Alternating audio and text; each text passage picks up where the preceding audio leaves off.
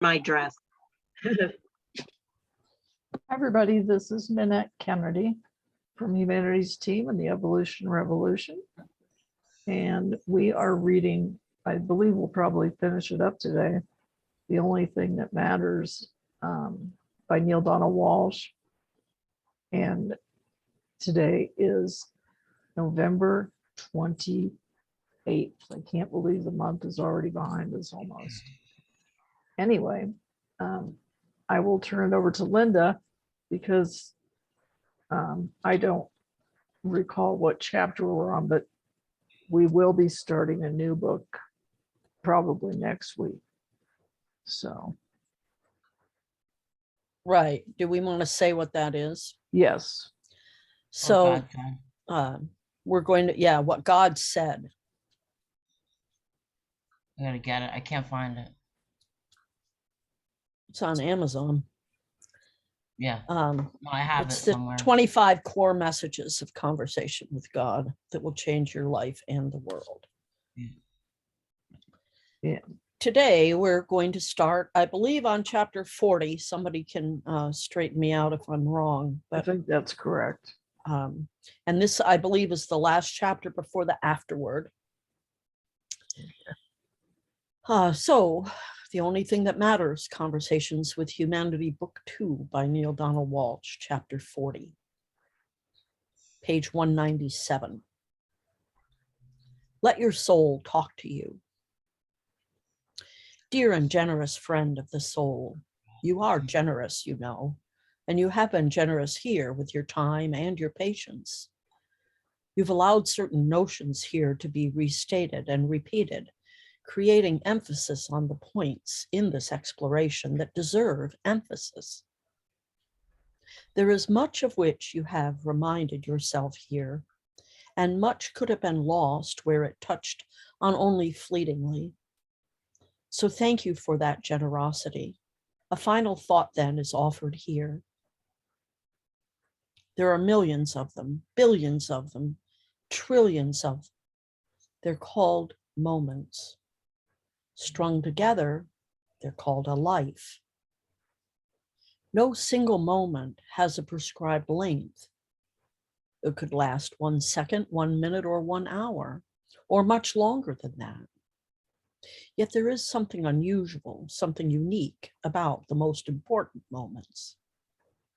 The longer they are, the shorter they seem. The shorter they are, the longer they seem. If you've ever spent an evening saying a final goodbye to a dearly loved one, you know that the minutes go by, oh, too fast. If you've ever spent even a few seconds looking deeply into your beloved's eyes, you know that time can stand still. Thus, a few seconds can seem like an hour, and an hour can seem like a few seconds. It is their content that produces our experience of their length. In whatever way they are experienced, however, moments come and moments go before you know it. And then they are called memories. They become etched in your mind. They are yours for a lifetime, and no one can take you away from you. Nor can you rid yourself of the ones you don't wish to keep. Moments that will soon turn into memories are going on right now as you're reading this. And through all of them, the slow ones and the oh too fast ones, the good ones and the not so nice ones, the fun ones and the ones that are boring or dreary, there is only one thing that matters. Because most people have no idea of what that is, they miss it. Moment after moment after moment, they miss it. After a few years, they realize this, but by then it's too late. Nothing can be done about the moments that have passed. But there's good news here. Something can be done about the moment that's coming up, and about the one after that, and the hundreds more that will arrive this day, and the thousands more that will appear this week, and the millions more that will happen this month, and the billions more that will occur this year, and the trillions more that will present themselves before one dies. Yes, about those, something can be done. And as you contemplate what you can do about those in your life and what you want to do about those, you will know one thing. What you don't want to do is waste them. Not anymore. No, not anymore. Beginning now, you can make an inner commitment to have regular visits with your soul. Use the tools offered to you here if you think it might feel good to do so. Go to the place and come from the place where your mind meets your soul as often as you can. This is the place of self-realization to which you are called by the divine. From this place, ideas will seem to be brought to you every day. Sometimes you may create it so that it looks like these sources are outside of you. And sometimes you will allow yourself to experience that there is only one source and that it is speaking as you from within you. In particular, when you experience the one source coming from within, keep a record of what you are hearing. Write down the words you are given.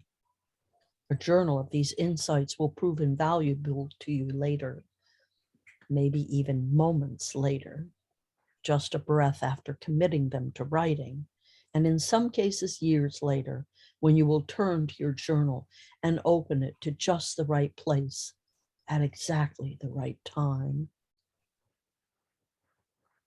In the second part of the addendum to this book is a small sampling of the kind of messages that can come to you.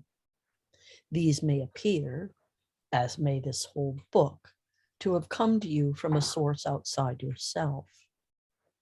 They are but an example of what can and will move through you when, with willingness as your guiding energy, you invite into your mind your own soul's wisdom. Our exploration is now ended, and your own explorations have now just begun at a new level. Experiment with what you have remembered here. Step into the rich and full living of it. Truly spiritual people, people who see themselves as more than mere chemical creatures, but as spiritual beings who have placed themselves on earth for particular and special reasons, having to do with much more than simple survival, are aspiring, determined, committed, enterprising, motivated, and deeply purposeful. They want lives overflowing with significance, to borrow a wonderful phrase from Karen Armstrong in The Case for God. Look to see if your life is now overflowing with significance or struggle. Do you see daily events as presenting opportunity or opposition? Is there any possibility that your life would or could change for the better, no matter how bad or good it might be now? If you believe that such a possibility does not exist, that life is one travail after the next, and that's just the way it is, you have no doubt experienced it that way for a very long time, for you to see no connection between your declarations and your demonstrations. Remember this. Life will always make you right. Yet if you believe that, yes, there is a certainty of possibility that life could change for the better and could become less of a struggle. What do you think could cause that to happen? I don't know, you might cry out. I've been doing all I can. I've been begging God to help me, but he just keeps piling it on. Indeed. And the suggestion here is that you could view each of life's events and circumstances as piled on opportunities for the expression and experience of the grandest part of you, the part of you that is divine. You see, if you beg God for help, that is your announcement that you need it. And if your announcement that you need it produces the exact experience it announces. Yet if you do not beg God for help, but thank God for helping you already, helping you to fulfill your very purpose for being here, then you switch the energy in your life completely around. Encountered in this way, with gratitude and compassion for yourself and with deep understanding, every event can be a blessing. You can even make that your new mantra. Every event is a blessing. There is a miracle awaiting here. The miracle is that this shift of your thinking about what is now occurring, this recontextualization of the moments of your life, can have an effect not only on those very moments, but on your future moments as well. For life is a copying machine, cranking out faithful duplicates of what you put in. If you see today's events not as opportunity, but as opposition, tomorrow's events will prove out your theory. Life wants you to receive what you want to receive. And what you want to receive is announced by exactly what you declare yourself to be receiving now. This brings up the classic question. Which came first, the chicken or the egg? And the answer is yes. Now you can peer deep, deep within that enigma, or you can lose patience and stand outside of it. Yet it is within the enigma of life that life's enigma is solved. It is by looking right at the puzzle that the missing piece is found. But don't simply believe this because it's written here. Watch your own life closely, and should you choose to recontextualize your experience, as we are suggesting here, look to see if you don't at least, if nothing else, find a little more peace. Then, from this place of greater inner peace, undertake a quiet exploration of how your life's moments might begin to change even further if you were to ask life's key question at every decision point throughout your day. How does what I'm doing right now serve the agenda of my soul? Once in a while, rephrase the question if it helps. As you find yourself moving through your life, busily responding to the day's demands, or perhaps busy reacting to a person or situation that may not seem the most pleasant to you, ask yourself this about your response. What does this have to do with my sacred journey? What part of my divine purpose is this serving? And finally, at any time during your days or nights, as you look out upon the world and experience yourself within it, you might find it wonderful to softly inquire, how do I choose for divinity to be expressed through me in the next grandest way in this moment? This much, please know right now. You have been richly serving the agenda of the soul and the divine purpose since you began reading this book. It's been said a number of times, and we'll close by saying it once more, that you did not come here by accident. You did not find this book by chance. This does not mean, however, that it was guaranteed you would read it, much less follow its suggestions. You always, always have free choice. The fact that you made the choice to bring these remembrances to yourself and to even dance for a while with the idea that you, or a part of you at least, actually wrote this book, says mountains about who you are, the kind of person you've chosen to be, and the kind of gift you bring to every person in your life. How lucky they are to know you. Now, as your next expression of free will, you're invited to look within and to announce and declare for yourself what is the only thing that matters. It has been said here that it is what one desires, and what one desires is for you and all of life to experience the highest expression of divinity possible in any moment. Yet there is a higher answer than that. We have waited until this moment to bring it to you.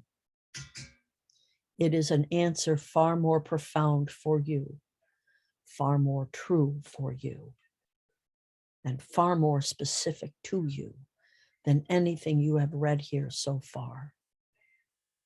You will find that answer on the pages that follow. Oh, a final note. On these pages, as in all of life, you will find there only what you put there. So you are invited to assume, please, once again, the role of the author of this book. Please pick up a pen and please finish this book in your own handwriting in the exact way that you wish. For in the end, the only thing that matters is what you decide is the only thing that matters. So provide your own answer in your own words to the question, what is the truth about what one desires? This will be a wonderful reference for you days, weeks, months, or even years from now. Good and very good. So now always remember, indeed, of all the remembrances offered here, this is the one held by you as the most important. Let this be the one held by you as the most important. You are a blessing.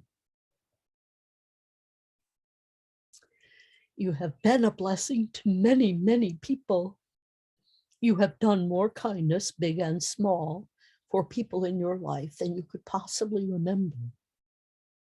But those kindnesses are remembered. They're embedded in the hearts of all those who receive them from you, and they are written on the wings of all the angels in heaven. It is what makes the angels fly.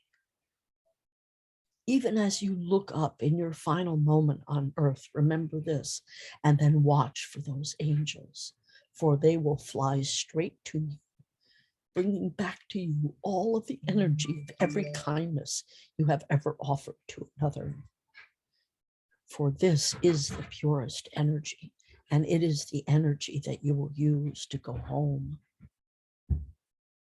Yet that is not now, not in this precise moment. For now, know that yes, yes, you are the gift. There is no mistaking that. Your life has been a testimony to that, far more than you could possibly imagine. Yet wait, just wait until all of your goodness is added up. Then you will be clear. Then you will know what God knows now. You are God's beloved other, and you have brought blessings to others every single time you have done a kindness, no matter how small, every single time.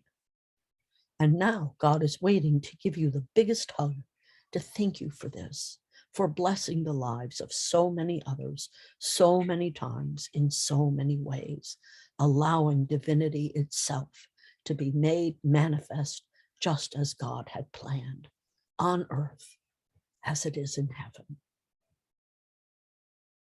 God will give you that hug right now if you will let God do it. Place your hand over your heart right now. In this, as in all things, God must work through you. So gently place your hand over your heart, even as you read this. Then feel the hug. There. There now. You're complete. You're home without having to go anywhere. For it is true, home is where the heart is.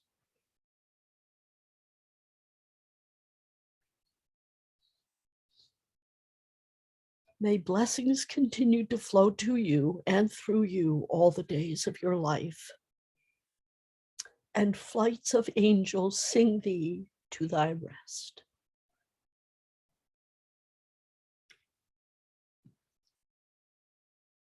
End of chapter.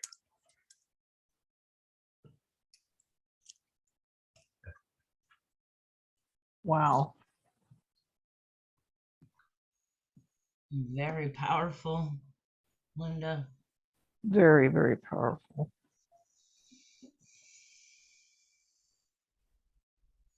It correlates to Nannette telling the story about putting your hand over your heart when you're dealing with a landlord friend. And you shared that another story I remember years ago, Nannette, about somebody in the grocery store in Fort Collins. You did that same thing. You put your hand over your heart. He was having a problem or something, and to settle him down, you did that. You approached him in that way. Yes. Do you remember that story? Yeah, I do. Yeah, I remember that from book group. You became friends with him afterwards, didn't you? Or acquaintance? I ran into him a lot at the grocery store. Mm. And it's just one of those people that he had pulled a lemon out of a display of lemons, Oh, and it all fell. and it all fell. Mm. And he was a college kid. He was probably in his early 20s. And he was so embarrassed. Mm. He wanted to crawl into a hole. And I just walked up to him and I had my hand over my heart and I said, everybody's done it. You can cross this one off your list. And I said, I'll be happy to help you put it back together. And yeah, that was it.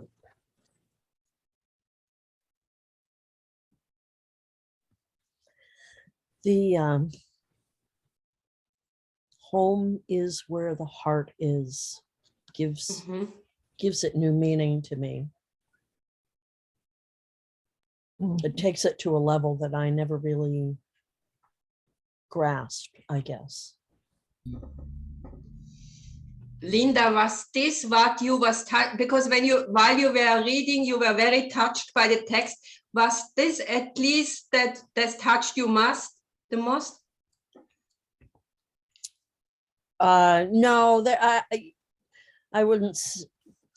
No, there were certain things in this that really did touch me, but I wouldn't say more than other things that I've read of his. Okay. Mm. So, there's an afterword, but after the afterword, there's an addendum. And the addendum, we may not finish today because it's quite long and it talks about, it gives some exercises or meditations. So I didn't realize I hadn't thumbed ahead. Well, I'd like to just throw something out here. It's a good thing my chair has arms on it because I about fell out of my chair when it was talking about saying goodbye to someone. Mm.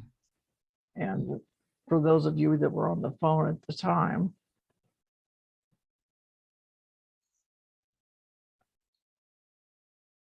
I hugged my baby, 27 years old. And that's the last time I'm going to see him for a while because he's moving quite a distance away. And I didn't cry last night. Just told him I was proud of him, that I loved him, but boy, I got real choked up here. Mm. And it's exactly what I needed to read. Yep. And that's synchronicity too. Yeah. And Mhm. Mirko, you've got your hand up. Yes, my comment to today about this chapter, what comes to me about let your soul talk to you, is a message that I read.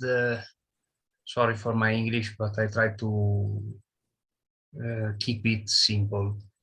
A message Mirko, don't talk about your English. Your English is fine. It's just disturbing when you ask for that we should be, then it's disturbing. Until the moment you speak it, everything is fine. Don't apologize for any English anymore, please. Just the moment you apologize for your English, that's the problem. Your English is fine. I can follow, and I think the other ones also. Yes. Okay, thank you. I when I read at the beginning of the meeting, let your soul talk to you, it came to my mind a message that I read some weeks ago in the Bible. And I am not a religious person, but I am one of my favorite spiritual teachers is Jesus. And I think he is very actual even today, as I said in the past meetings.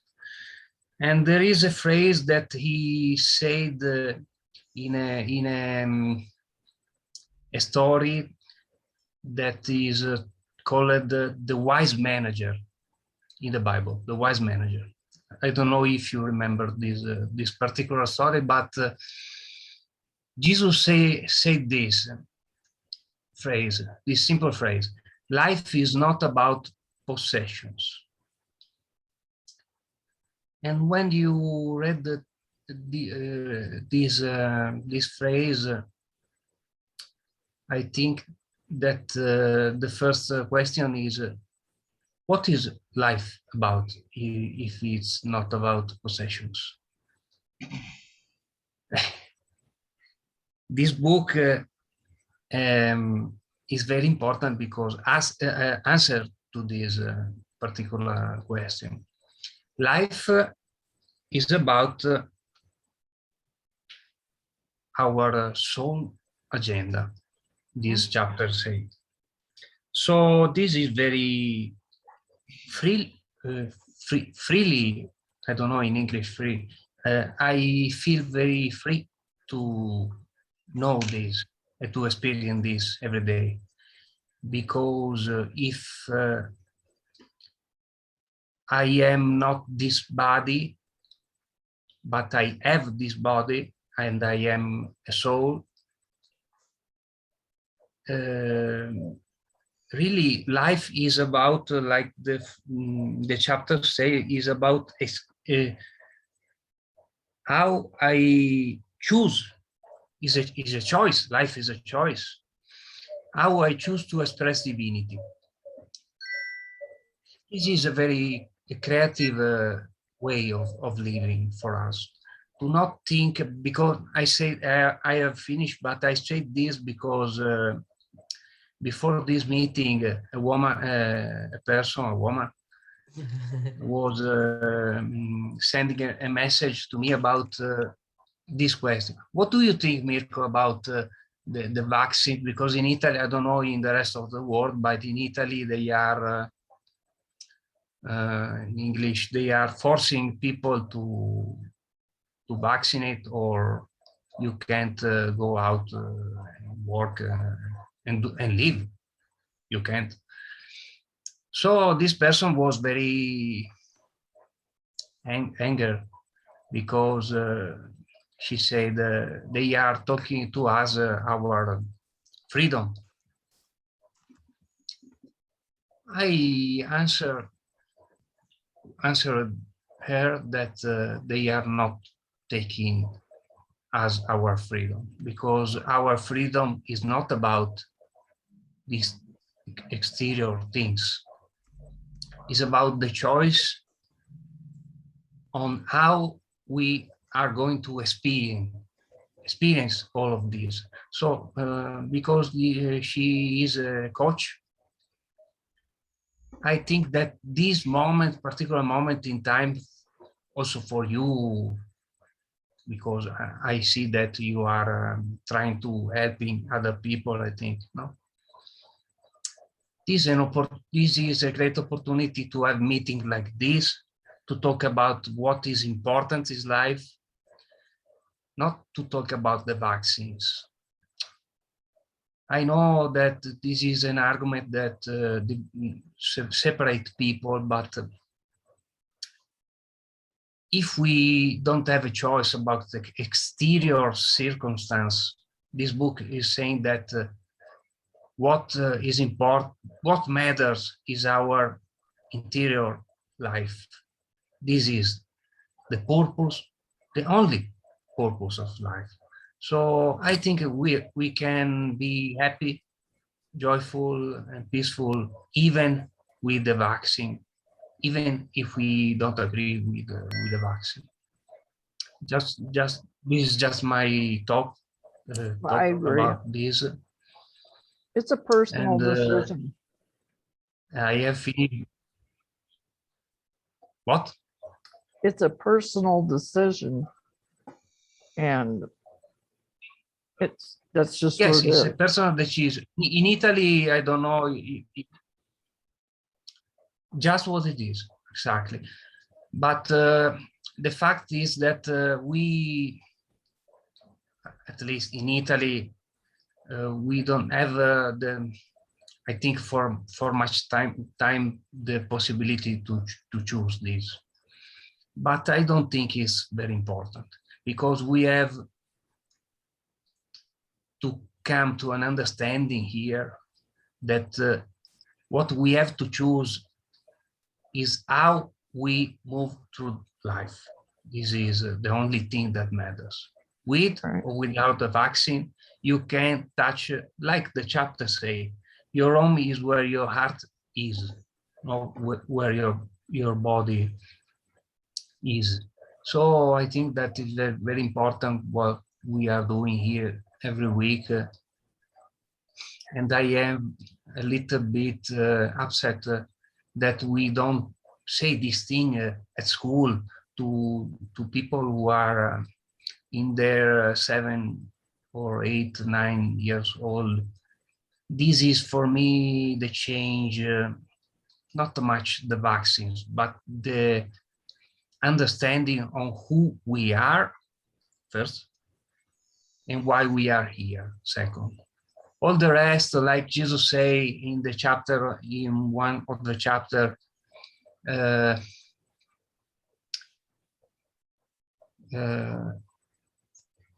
search first the kingdom of heaven, and the rest will follow, something like this. No.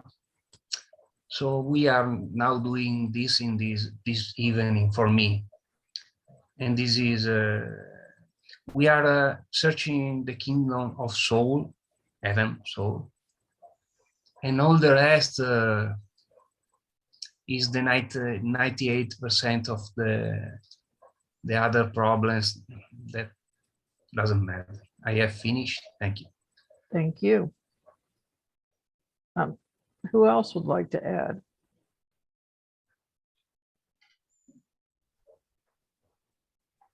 Ann Derby has her hand up. Oh, I am. TTC test. What is that? I thought I- you did that, Nannette. Hi, No. everybody. Federal Communications, I thought. I was just a little experience. Can you hear me? Maybe turn your video off. From my video off, okay.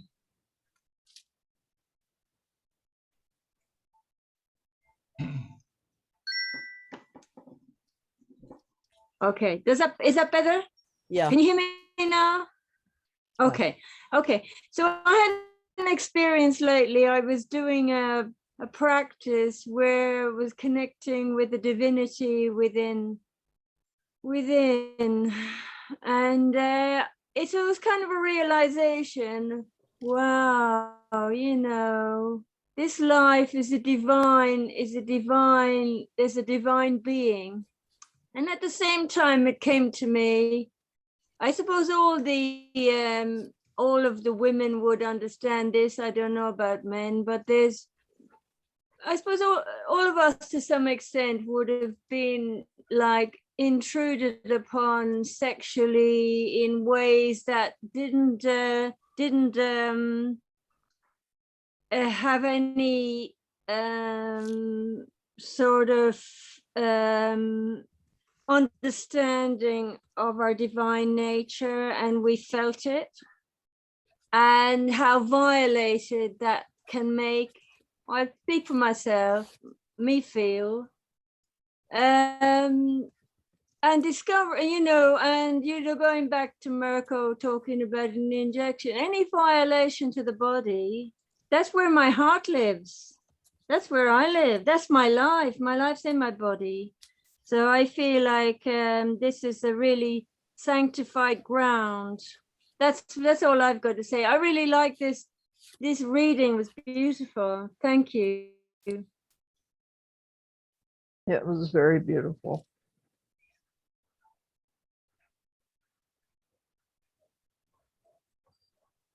Romy or Mary?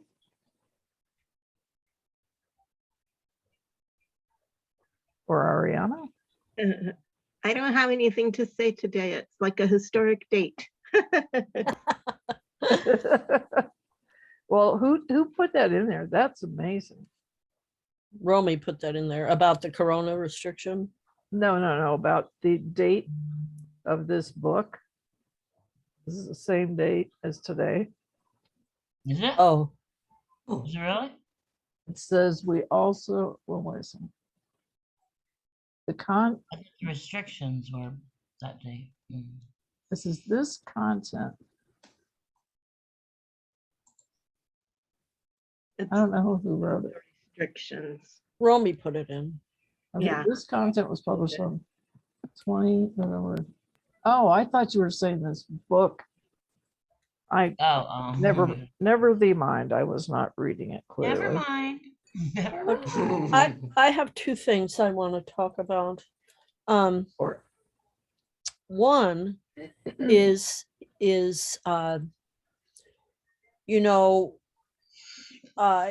it's easy to get angry at the government for what they're doing. But if we truly come into the place of why they're doing it, there is actually a concept of oneness beneath all of these restrictions, because they're being driven by the healthcare people, really, even though it's the government that's making them. They're making them in response to what's happening at the hospitals. And all these governments, absolutely every one of them, is responding basically from a place of oneness. We are all one, and they are trying to protect the collective. And part of the transition that's happening on Earth that we're living through, and it's not going to happen in a year or two. This is it's a deep transition where all the beings are given are being given the opportunity to shift from an ego mind to an eco mind, right? To go from me to us, to we. And, you know, Neale's been writing these books for over 30 years because this time has been coming, right? So he and Barbara Marx Hubbard and some of these other people, they're like the first wave, but it's a continuous sets of waves because we're all going to get here eventually. We all are. And in a very real sense, we all already have, because there's no such thing as time. So while it's difficult to watch this unfolding and to watch, you know, okay, now we've got another wave, we've got another variant. And why do the variants happen? The variants happen because the virus is really a thing, right? It's here for a reason. It has a sole purpose, just like every one of us. It has a purpose. And clearly, its purpose hasn't been actualized yet because we are still in this process of awakening and shifting. So everybody that wants to say it's a personal choice, no, it's not.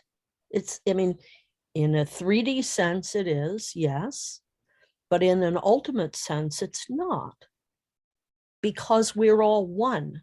So in a very real sense, when any one of us gets a vaccine or an injection or a jab or whatever you want to call it, we're all getting it.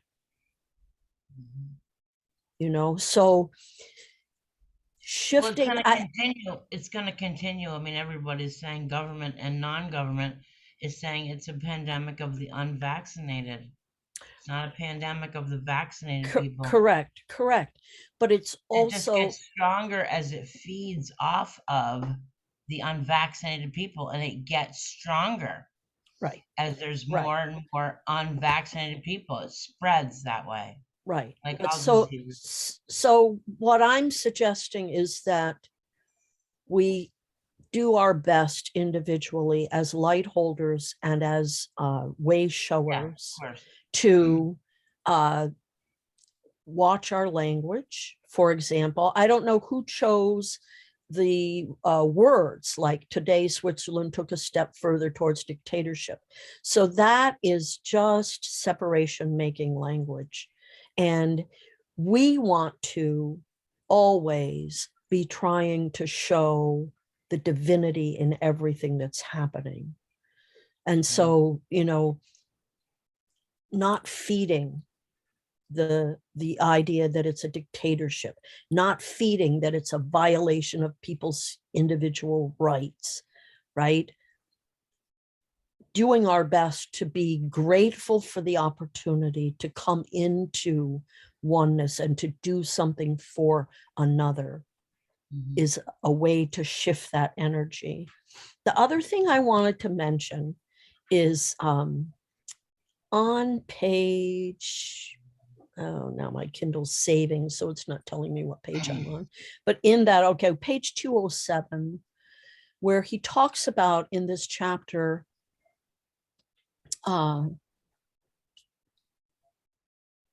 you have been a blessing to many, many people, and that those kindnesses are remembered and they're embedded in the hearts of all those who received them. So I wanted to just share a little story about how I've experienced this to be very real. He says it's what makes angels fly, right?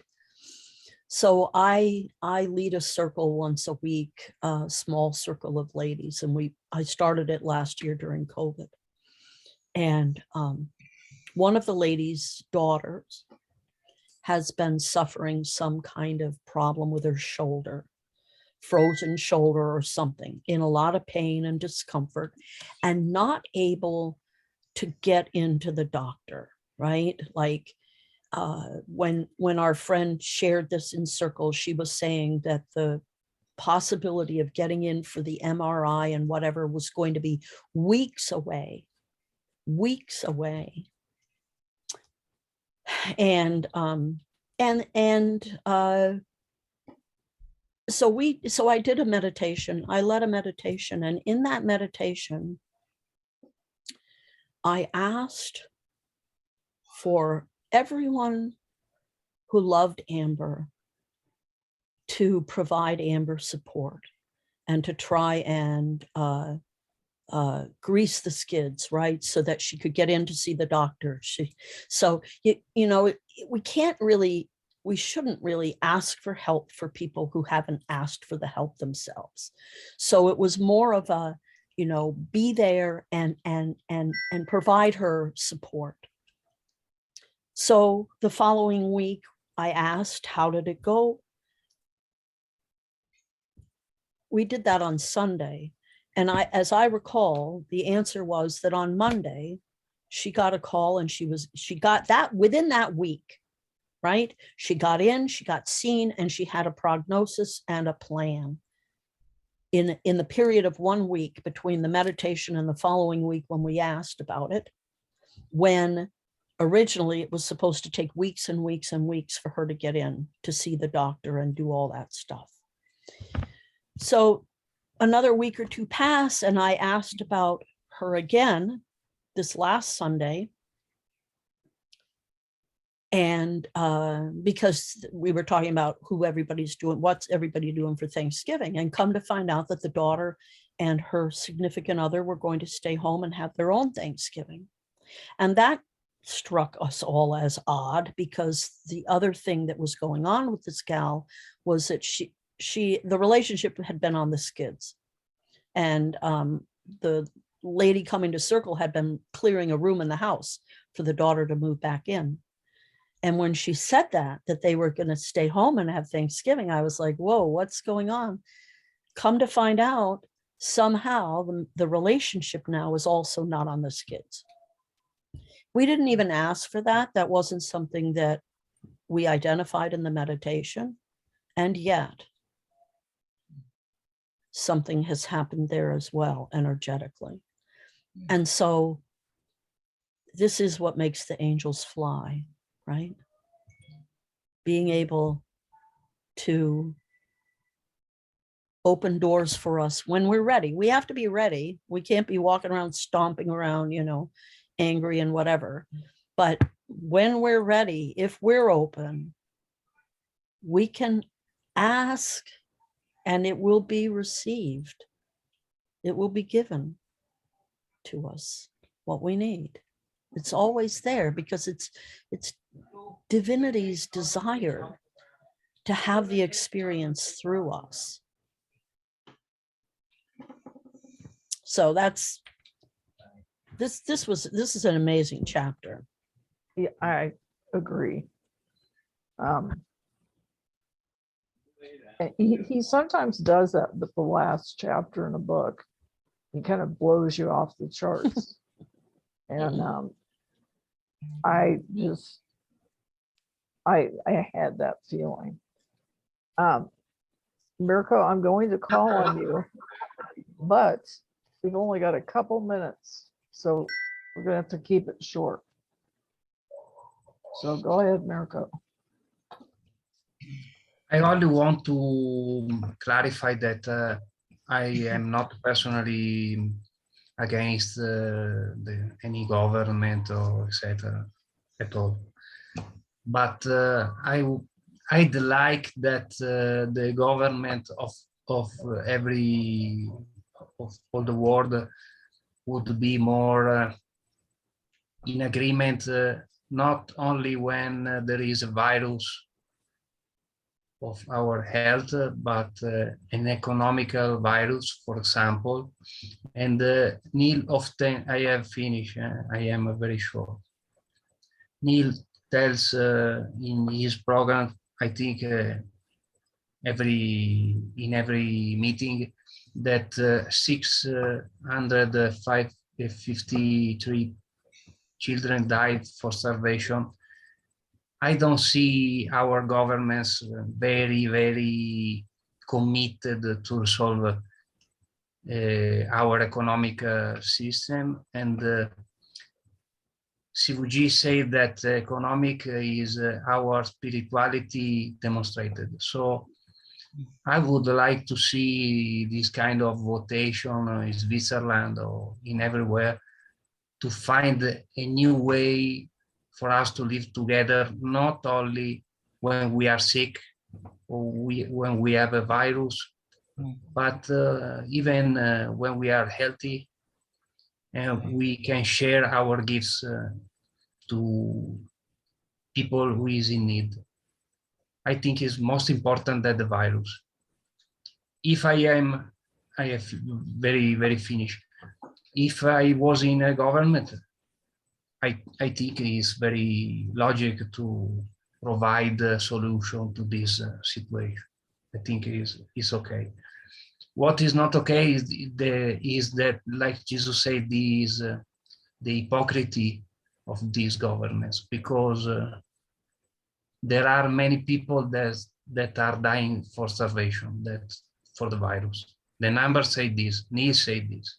So change our idea of competition in cooperation is the new really vaccination, more than the vaccination. I have finished. Thank you. Thank you. And I agree. That's something we definitely need to. Economic is the really oneness for me. Yep. Okay, so Mary, are you ready to give us a send off? A blessing. Give us a blessing, Mary. Yeah. I will. Economic is a big one for me too, Mirko. People who've been in this group a long time are familiar with my rants on the subject. So here we are, brought here together to celebrate oneness through reading this book. And isn't that a beautiful thing? We here in this group all feel the oneness in this group and outside of this group. We are like familiar and tapped in to the fact that all of us here on earth are here on earth together. And like, there was a poem I read once, we're all cells in the body of Christ, not in the religious sense, but in the Christ consciousness sense. We are all cells in the same body. And like, if we're all in the same body, if somebody cuts off my finger, do I say, oh, well, it doesn't matter, it's just my finger? No, every part of my body matters. My finger, my liver, my little toe, you know, none of it is not important. And so today, let's just visualize that consciousness, the consciousness that is making our governments say, we must be vaccinated to protect our people against this illness. That oneness consciousness, we're all in this together. If we can visualize extending that to everyone, you know, to the people who don't have jobs, or you know, who do have jobs but are still struggling, to the people who are living on the street, and God, for Christ's sake, pardon me, but for Christ's sake, the people living in other countries where the vaccine is not readily available, you know, like there's a whole huge segment of this earth for which being forced to be vaccinated would be the hugest gift they could imagine. So the day, you know, as we can include more and more in our vision of the oneness and understand that like that starving child in Africa matters just as much as a baby in a hospital in the NICU getting all the treatment that they need, you know, everybody matters. Everybody is a part of the web, you know, we're all part of the same body here on earth. And if we can start generating that energy of everybody matters, none of us is disposable. None of us is disposable. And yet we treat so many people like they are disposable. It's a travesty, you know, especially when we've just read this book about how we are all here on earth to be the grandest vision of divinity. So anyhow, yes, I agree about opening our heart to encompass the totality of the oneness. And hopefully as we embody that, it will spread out in ripples and more people will come on and we can get our governments and other people. It's not just about the government, it's about the billions of dollars that are like going into people's pockets instead of trickling back into the economy to help the people who need it, you know. Anyway, that's my little economic meditation for today. And here we all are, ending as that. That's the beauty of this gift, is the circle of oneness and the reminder of the oneness. And that we're all here together sharing that. I love every single one of you and what you bring to this group. And, you know, everyone out there watching this later, we are all part of this grid that's lifting, spreading, and generating more of the oneness, capturing more people in that umbrella and more everything of oneness. Thank you all. Thank you, Mary. Thank you, everyone. Mary. Love you all. And Brava. we will see each other next Sunday. Next Sunday. Thank you. All right. Thank you very much too. Thank you. Thank you. Bye. Bye. Love you. Bye bye. Bye.